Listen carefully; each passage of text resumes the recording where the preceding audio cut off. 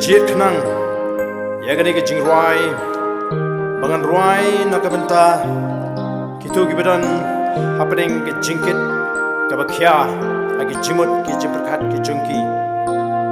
but kiba ke jingpang jing shitom ka bankhya hakemet ke jungki haladihi shimet ngalamat yagani kumno bakala pynsting ye ke jingmut ke jing pyrkhat ke jonga bat kala ai hanga ye ke jingkemen habang la jied ban breadlut ye ke jingkit ki bakhya baro agi ke jab ke jongu jisu aha ka BYNTA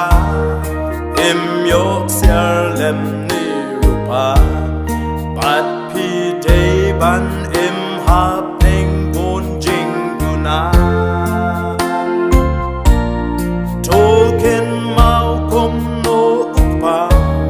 ïaki sim bning ba upsa nam la jingkit ha utrai ino hangta hangta hangta nam la jingkit ha utrai ino hangta toshan ya wat artatin on ya lam ya pi on jin nam la jingkit ha utrai ino hangta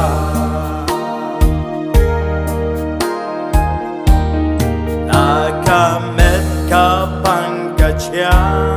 ka jing kot pim yo satya pilas ngola chandu jingkermen shisha jisu tip jing pang pisha ban pen im pen kot kula nam la jingkit ha utrai ino hangta hangta hangta nam la jingkit ha utrai ino hangta toshan ya wat artatin on ya lam ya pi on jin nam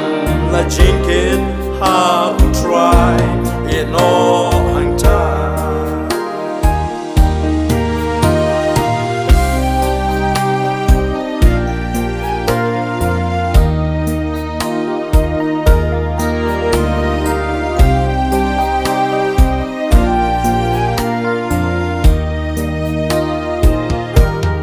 haba nong shon uwan care kamen sim kalas dang yar what you klet u play u ju bab jing duai kanen tia pi on tao on ten hi klem jing sao nam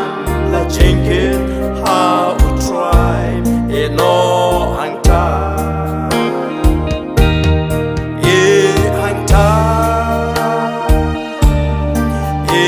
hangta nam la jingkit ha utrai ino hangta toshan ya wat artatin on ya lam ya pi on jin nam la jingkit